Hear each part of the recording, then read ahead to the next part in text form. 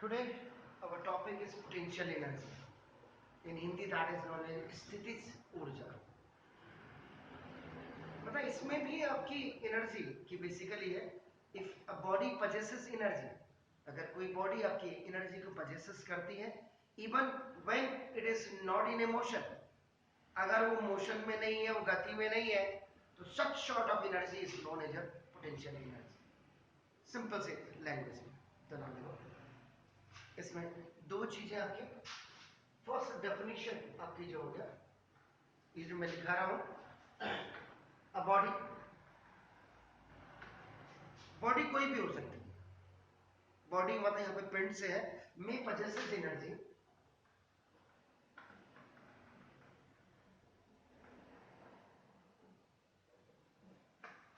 कोई भी body energy को पजेस करती है even when it is not in motion, जब वो मोशन में नहीं होती है या वो गतिशील नहीं होती है, is called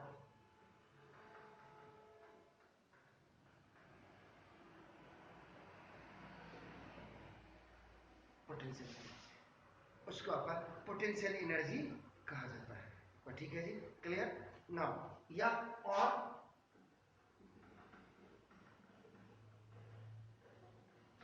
द एनर्जी, ऐसी ऊर्जा ऑफ ए बॉडी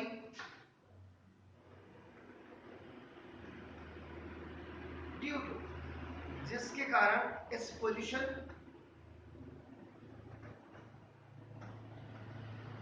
और चेंज, उसकी स्थिति में, आपका नाम, आपका पोजीशन और चेंज इन शेप, उसके आकार में, उसके प्रकार में, is known as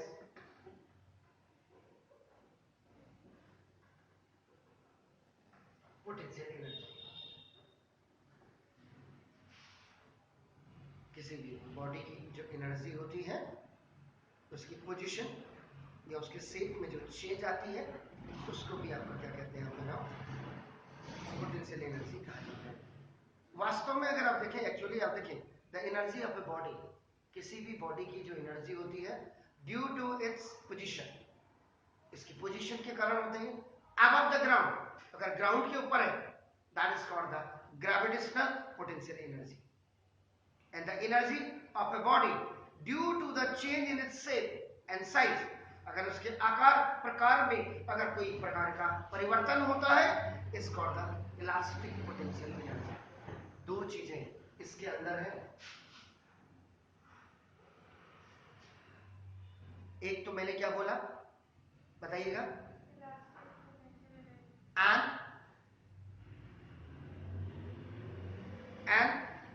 gravitational potential energy.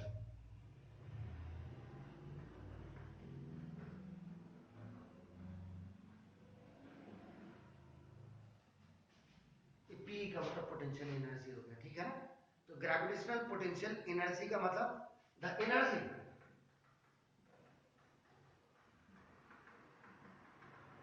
Of a body, किसी भी बॉडी की जो ऊर्जा है due to its position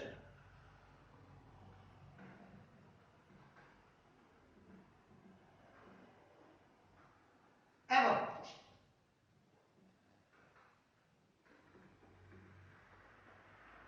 the ground is called gravitational potential energy, GPE, gravitational potential energy. जैसे सपोज के लिए ये एक कोई ऑब्जेक्ट था, this object is lying on the ground, ये ग्राउंड पे आपका लाई कर रहा है, मैंने इसको उठाया, आई हैव लिफ्टेड इट, तो लिफ्ट करने में इसमें आपका क्या हुआ, लिफ्ट किया मैंने, इसको ऊपर रखा, तो मतलब suppose this object was lying on the ground, उस समय क्या था, इट हैज नो एनर्जी, इसकी एनर्जी नहीं थी, so it can not do any work, ये किसी भी प्रकार का आपका काम नहीं कर सकता है. तो let I have lifted this to the, यहां पे रखते हैं आपका एट सम हाइट, या छत में ले गया मैं आपका नाम, या फर्स्ट फ्लोर में मैं ले गया, तो some work has been done, इसको उठाने में कुछ काम हुआ है, लिफ्ट करने में, क्योंकि मीन्स थोड़ा सा मोशन में तो आया ही आया है आपका नाम देखो, है ना, कुछ काम हुआ है आपका नाम देखो, लिफ्टिंग टू स्टोन, क्योंकि मैं जब नीचे से ऊपर को लाया, सपोज के लिए दिस ऑब्जेक्ट, ये कोई है, मेरा ये ऑब्जेक्ट है, सपोज ये एक बुक ही थी, इट वॉज अ बुक, जब ये यहां पे पड़ी हुई है, it's lying on the ground, it is not in emotion, when it is not in emotion, it has not done any sort of work, इसने कोई काम नहीं किया, इसका मतलब it has a potential energy. लेकिन जैसे मैं इसको ऊपर लाया, मैं फर्स्ट फ्लोर में ले गया, ये मैं ऊपर को लेकर के आया, तो इसमें क्या हुआ, कुछ वर्क इसमें हुआ, लेकिन आपको पता है ये जब मैं ऊपर ला रहा हूं तो आपका देख रहा हूं, this is against of gravity जा रही है, आप समझ रहे हैं क्या हो रहा है, अगेंस्ट ऑफ ग्रेविटी जा रही है आपका नाम, ठीक है ना, तो फोर्स ऑफ ग्रेविटी हो गया आपका stone against the force of gravity, तो दिस वर्क गेट्स, ये जो मैंने जो काम किया है इसमें आपका देखो ना, stored up in the stone in the form of potential energy, इसमें आपका जो है पोटेंशियल एनर्जी स्टोर हो गई है इस स्टोन में या इस ऑब्जेक्ट में, तो इसलिए क्या होगा कि जो एनर्जी उस स्टोन में या उस बुक में या आपका उस किसी भी ऑब्जेक्ट में जो ऊपर आकर के आपका जो लाइंग ऑन द रूफ या एट द टॉप आप कह सकते हैं आपका देखो, it's due to its higher position, ये ऊपर आपका हायर पोजीशन में आया with respect to the ground, ground के रिस्पेक्ट में, तो this book falls from the rooftop या from the top या from the first floor या कहीं से भी मैं इसको ऊपर से अगर गिरा देता हूं तो it can do some work, इसको कुछ काम करना पड़ेगा आपका नाम देखो, इज इट क्लियर, ठीक है ना, और ये जब काम करेगा ये हो सकता है अगर मैंने नीचे गिराया किसी के सर पे भी लग सकता है, अगर नीचे कोई कांच का ऑब्जेक्ट है वो भी आपका क्या है, टूट सकता है, तो the energy on this book, book से तो नहीं टूटेगा ये तो ऑब्वियसली है, लेकिन थोड़ा बहुत अगर छोटा बच्चा है तो उसको थोड़ा चोट भी लग सकती है ना, अगर पत्थर इसकी जगह में मैंने इसीलिए बुक लिया, और इसकी जगह में अगर मैं आपका इस ऑब्जेक्ट को स्टोन रख देता, मैं थोड़ा बड़ा बड़ा सा 1 किलो का रख दूं, नीचे से आदमी खड़ा है तो टक से उसके सर पे गिरेगा तो उसको चोट लगेगी ना, he and she will be insert होगा, तो उसके अंदर आपकी क्या है कि वो एनर्जी उसके अंदर है जो ऊपर टॉप में रखा हुआ था, that's known as the gravitational potential energy, ठीक है ना, because it has been acquired by doing work against the gravity, ठीक है जी। दूसरे टाइप की जो आपकी होती है, दूसरे टाइप की जो एनर्जी होती है वो आपकी क्या है, elastic potential energy,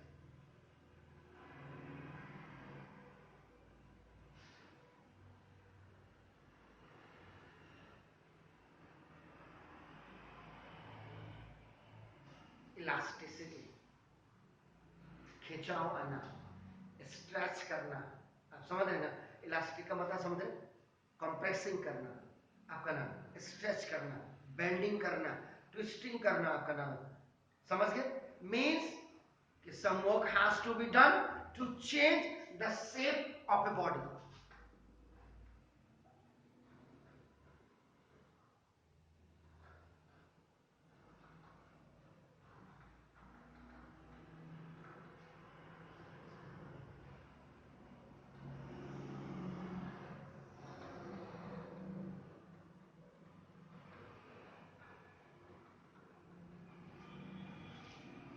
temporarily not the permanent, याद रखिएगा, it's temporarily, some work has done to change the shape and size of a body, किसी भी बॉडी का अगर आप चेंज कर देते हैं टेम्परेली तो this work, this,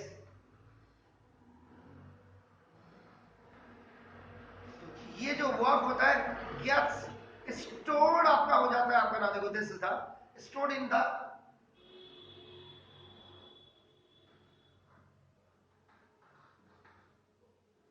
form of किसमें, इन द, बल्कि आप इन डी फॉर्म लिखो, डी फॉर्म, क्योंकि आप उसके शेप को चेंज कर रहे हैं, डी फॉर्म, समझ रहे जी, body, deform of the body, उस बॉडी के डिफॉर्मेशन पे आपका वो स्टोर हो गई है आपका नाम देखो, in the form of, in the form of elastic potential energy. A compressed watch spring, example के लिए,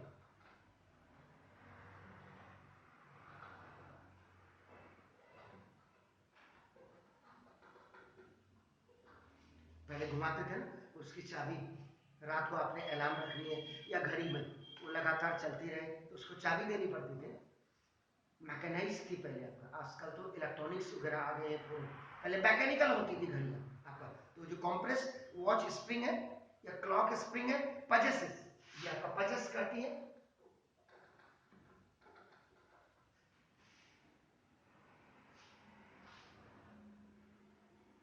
क्या करती है? इलास्टिक पोटेंशियल एनर्जी, ईपीई का मतलब elastic potential energy, and drives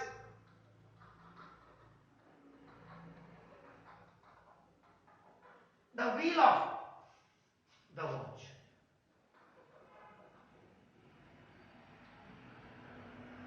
पहले घड़ियां भी हाथ की घड़ियां भी होती थी, उसको सुबह उठ करके चाबी, टाइम है मतलब टाइम है।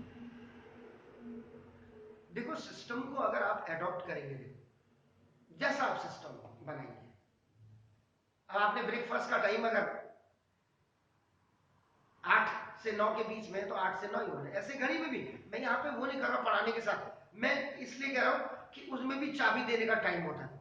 पता चला आज आपने 8 बजे चाबी इसको वांट कर दिया, आपने पूरा चाबी भर दी, उसके बाद पता चला कल 12 बजे, अरे आपने कहा मेरी घड़ी तो बंद हो गई थी। तो पर्टिकुलर आप कर रहा हूं, इसीलिए मैं स्प्रिंग की बात कर रहा हूं कि किसी भी वॉच की जो कंप्रेस स्प्रिंग है उसमें आपका इलास्टिक पोटेंशियल एनर्जी होती है। When A watch is wound up, जब आप घड़ी में या क्लॉक आपकी जो होती थी पहले अलार्म क्लॉक, उसमें सम वर्क इज डन, उसमें कुछ वर्क होता है, एंड द स्प्रिंग इनसाइड, और जो उसके अंदर आपका जो स्प्रिंग होती है inside, it is coiled more tightly. जैसे जैसे चलती रहेंगी वो आपका ढीला होता रहेगा, ऐसे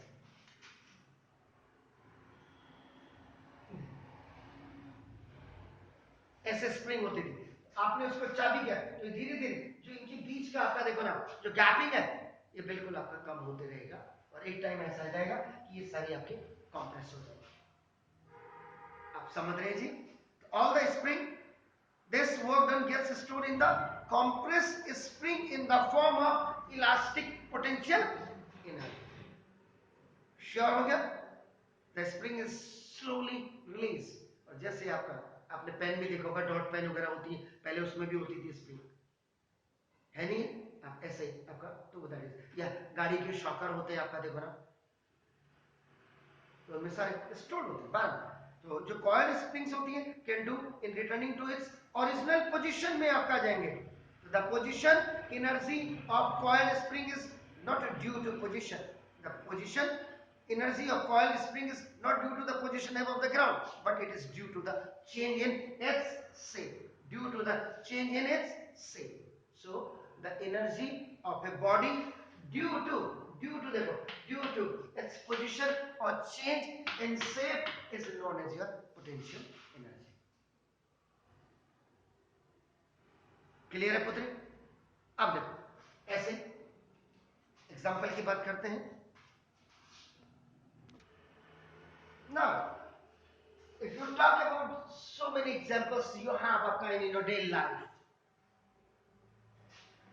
लेकिन हम क्या करते हैं कि सिर्फ हमने कहा पास हो जाएंगे बस, आपके आगे पीछे आपके इधर उधर सारा सिस्टम जो है, सिस्टम में आपकी ये सारी एनर्जीज है। अगर आपने देखा होगा आपके छत में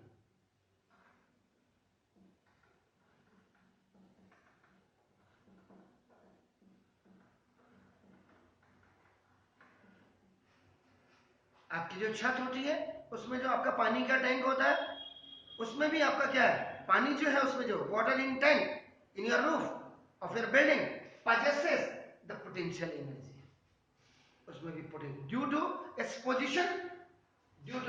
पोजीशन above the ground। ठीक हो गया? आपने आप बल्कि ये क्या जो बालों में लगाते हैं, what is that? Rubber band तो रबर वाला रबर बैंड भी आप कह सकती हैं, लेकिन वो होता रफल। तो जब आप उसको करते हैं तो थोड़ा खिंचा हुआ था ना, तो जो स्ट्रेच रबर बैंड होता है एंड जो कंप्रेस, समझ रहे ना? ये तो पहला एग्जांपल हो गया वाटर टैंक का।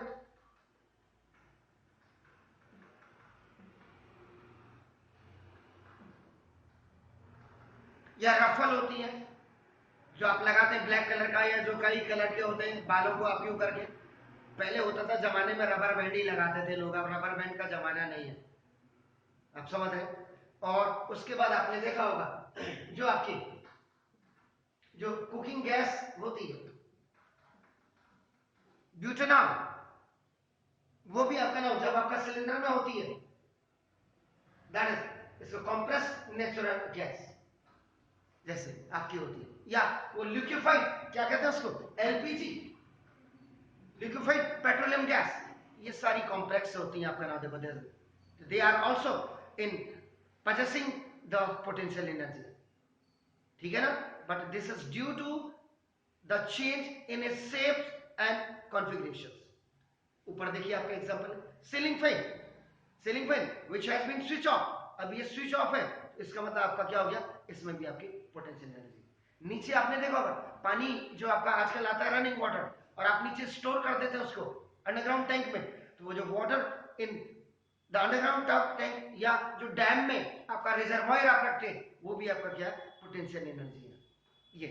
ये बुक मैंने I have kept the book here, मैंने केस रखा हुआ, स्पेक्स का केस रखा है, ये भी आपका it is lying on this आपका ना लेक्चर स्टैंड, तो ये भी आपका क्या है, इसमें भी आपका क्या है, it also possesses potential energy. Clear हो गया? इसका मतलब अ बॉडी में possesses energy even when it is not in a motion, so this type of energy is known as potential energy. Clear हो गया? इसके बाद ये कंप्रेस्ड नेचुरल गैस और एलपीजी आपके जो घरों में कुकिंग गैस होती है, ये गाड़ियों में आपकी आपकी सीएनजी आपका, इज इट क्लियर हो गया? ओके। इसके बाद अब आती है mechanical energy, this is the mechanical.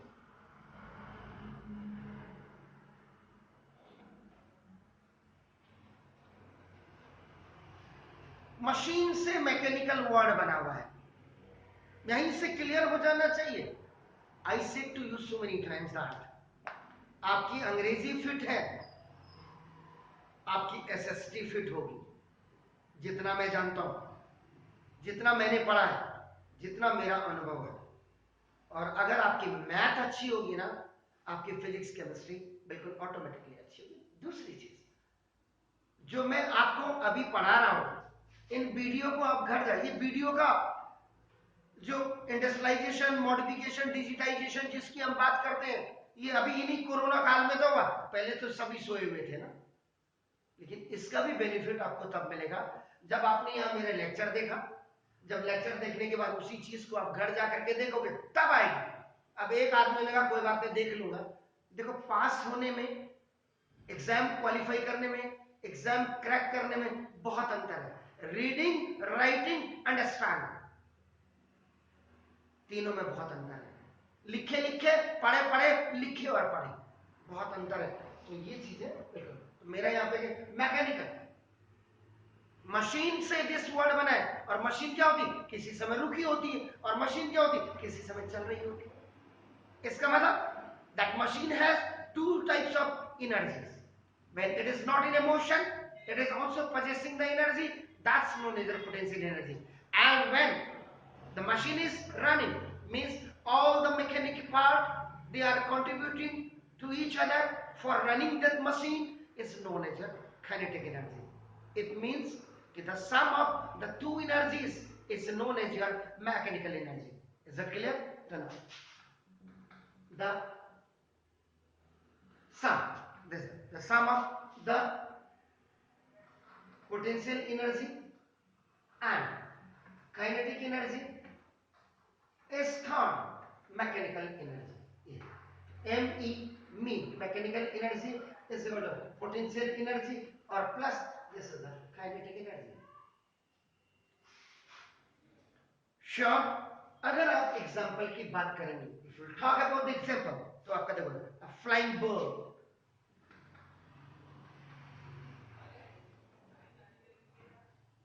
Sometimes you have seen that आपका the bird is flying and आपका ना जस्ट छोड़ देती है थोड़ी देर के लिए अपने प्रोपेलर्स को, अपना रन करना छोड़ देती है, मूवमेंट लाना छोड़ देती है, इन दैट केस फिर भी ऊपर होती है, in that case it has a potential energy when it is going from one place to the another place. So now that bird has a wings and wings are in motion, and if the wings are in motion, that is going forward, वो आगे बढ़ रही है. Is that clear? तो उस समय भी आपका क्या हो गया, उसमें एनर्जी है, मैकेनिकल एनर्जी. आपका फ्लाइंग एरोप्लेन, हवाई जहाज भी जब आपका फ्लाई कर रहा है तो उस समय भी आपका नाम उसमें क्या है, मैकेनिकल एनर्जी है. अमेन क्लाइंबिंग द हिल, ये नीचे ग्राउंड से ऊपर की तरफ को जा रहा है, हिल की तरफ को जा रहा है, तो दैट्स आल्सो एग्जांपल ऑफ ना, it all have the kinetic energy as well as the potential energy. ठीक है ना. अ स्टेशनरी ऑब्जेक्ट या stone which is lying at the top, यहां पे भी हो सकता है, हिल के टॉप में भी हो सकता है, आपका नाम देखो, has only potential energy. याद रखिएगा, when this stone start rolling down, अभी आपका देख सकता है टॉप ऑफ हिल, यहां पे कोई पत्थर है, कोई स्टोन है, आपका STON, जब तक ये यहां पर है, it's lying, it has a potential energy. लेकिन जैसे it will roll down ना, ये नीचे की तरफ आने लग जाएगा, ये आपका देखो ना, देख सकते हैं, it is rolling down towards to the ground.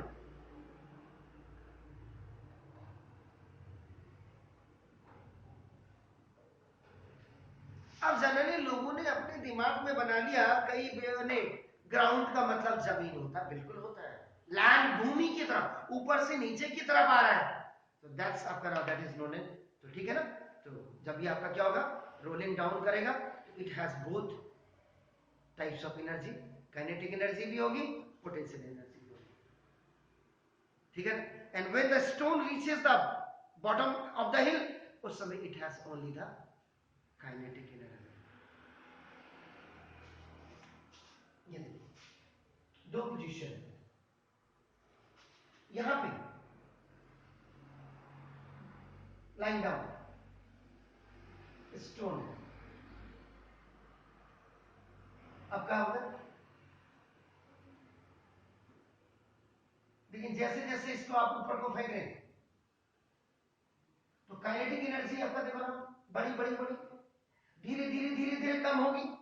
एक पॉइंट ऐसा आएगा कि this stone will stop for a moment here, उस समय इसकी पोटेंशियल एनर्जी आपका देखो फिर हो गई, काइनेटिक एनर्जी खत्म हो गई, लगभग ना के बराबर निगोशिएट हो गई.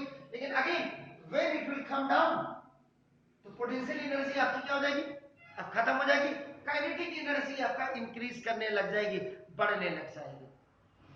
तो दैट्स व्हाई आपका नाम देखो, it has only the kinetic, नीचे आ रही, ऊपर को जब जाएगी तो पोटेंशियल एनर्जी आपका, ऊपर को जब आएगी, अभी तो नीचे है, आपने ऊपर को थ्रो कर रहे हैं, तो क्या होगा, काइनेटिक एनर्जी आपकी क्या होगी, बड़ी बड़ी बड़ी, फिर घटी घटी घटी घटी घटी आगे जाकर के पोटेंशियल एनर्जी मैक्सिमम लेवल पे आ जाएगी.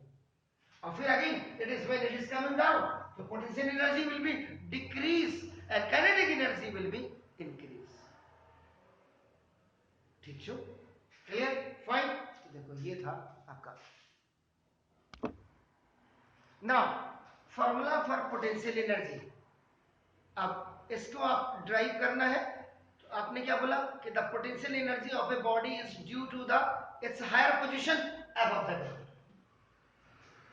Is it clear?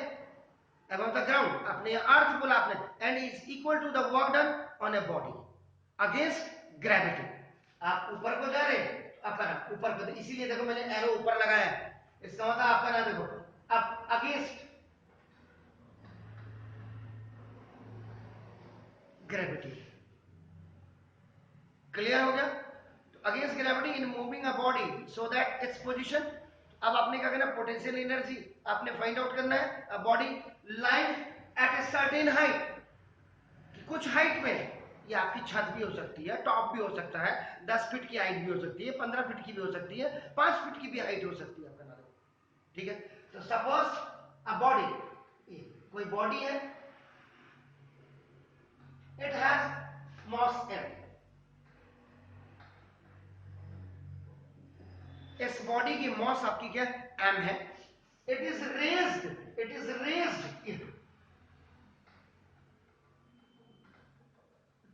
Eight a height of h unit. अगर ये किलोग्राम में होगी तो ये आपका क्या होगा, ये भी मीटर में होगी या सेंटीमीटर, वो तो हम बात को उसकी यूनिट के हिसाब से हम क्या करते हैं, उसको कन्वर्ट करते हैं। इज इट क्लियर हो गया? तो the force acting on a body is the gravitational pull of earth. ठीक है ना? वो क्या होती है आपका m इंटू जी होती है आपका नाम, m into mass into acceleration due to gravity आपका नाम। तो which acts on the ground, तो आपका अब suppose a body has a mass m, अब केजी है, ग्राम है, ये तो हम बात को डिसाइड करेंगे। ठीक है ना? Is raised at a height of h unit या h मीटर आपने कह दिया आपका नाम। ठीक है ना? देखो h raised at a height of h unit above the ground, या आप अर्थ भी लिख सकते हैं। क्लियर हो गया? तो ना द फोर्स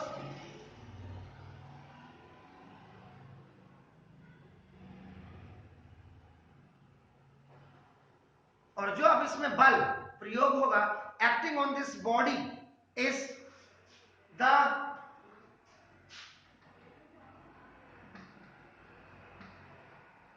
ये किस कारण होगा, ग्रेविटेशनल पुल ऑफ अर्थ। ठीक है ना? ये हो गया। तो x on the which x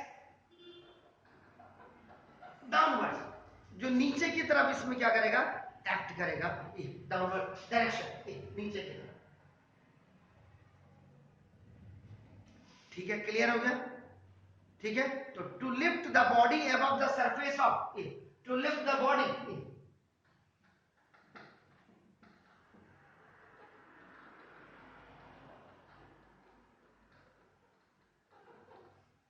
ये सरफेस आपने क्या कर दिया आपका ना, देखो, of the earth against gravity,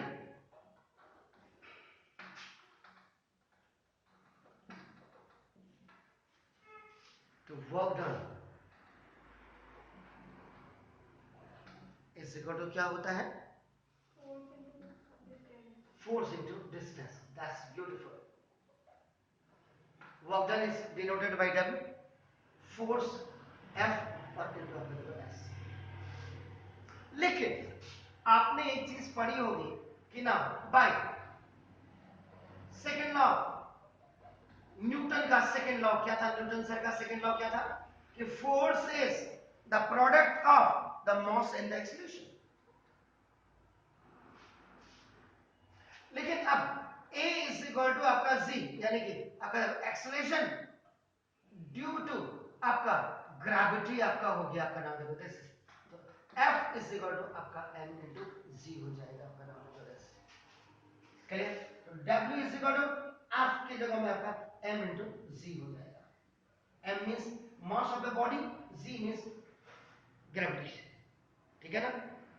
acceleration due to gravity. लेकिन S का मतलब डिस्टेंस आपका ऐसे होती है, लेकिन ये यहाँ ऊपर है आपका ना, ये आपकी क्या होगी, डिस्टेंस की जगह में यहाँ पर आपका क्या आ जाएगा, हाइट होगी। H का मतलब height of a body above the ground आपका हो गया। क्लियर? M का मतलब what is the weight, what is the mass of that body is m आपका ना, देखो G because it is above the ground, so now the gravity is also using there. That's why W is equal to mgh. This is the formula for potential energy. Sure हो गया? तो अब आपने क्या कर लिया कि एक तो आपने क्या क्या पढ़ा इसमें, देखो एक तो काइनेटिक एनर्जी पढ़ ली। काइनेटिक एनर्जी का फॉर्मूला आपका क्या था, half into M V square आपका हो गया, देखिए ना। दूसरा आपने क्या पढ़ लिया कि W is equal to m into G into H, this is the potential energy, और यही आपका नाम दिस इज पोटेंशियल एनर्जी होती है। That W is a potential energy, that W is potential energy.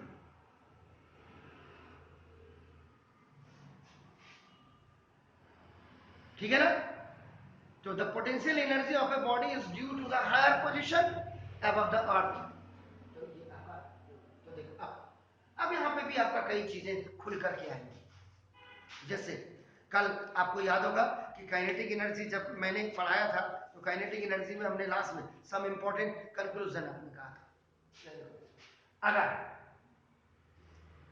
Potential energy is, देखो नहीं करते हम, तो potential energy directly proportional to आपका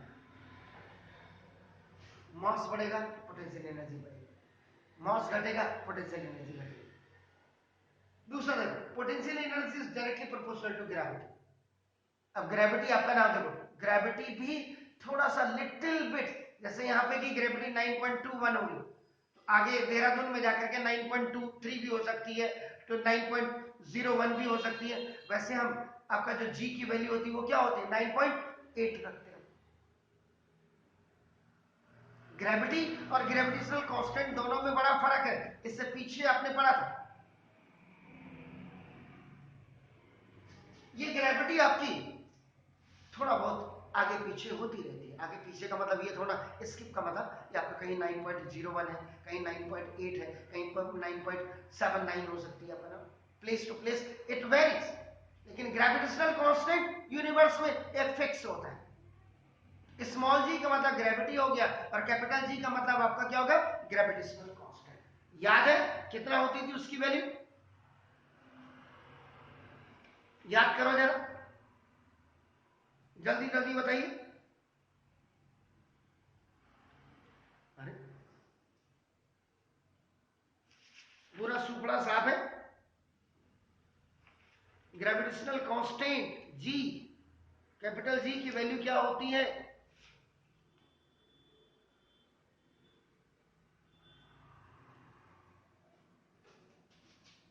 कैपिटल जी ग्रेविटेशनल कांस्टेंट 6.67 या 6.7 into 10 to the power -11 newton metre square पर किलोग्राम स्क्वायर होता है। कहां से आया ये, कहां से आया ये, जरा बताइए। आपको याद होना चाहिए कि F is equal to G into m1 m2 over r square. If two bodies are kept इस सेंटर से देखो एट ए डिस्टेंस ऑफ, आपका ना देखो ये इन दोनों के बीच की दूरी आपका देखो r है। This body has mass m1 and this body B has your mass m2। ये F is directly proportional to, इसको हटाने के लिए यहाँ पे कैपिटल जी। अब मैं इतना पीछे नहीं जाऊंगा क्योंकि ग्रेविटेशन का चैप्टर था। मेरा कहने का मतलब सिंपल यहाँ पे ये था कि G इज इक्वल टू आपका 9.8 मीटर पर सेकेंड स्क्वायर होता है। क्या होता है जल्दी बताइए, जी ग्रेविटी क्या होती है,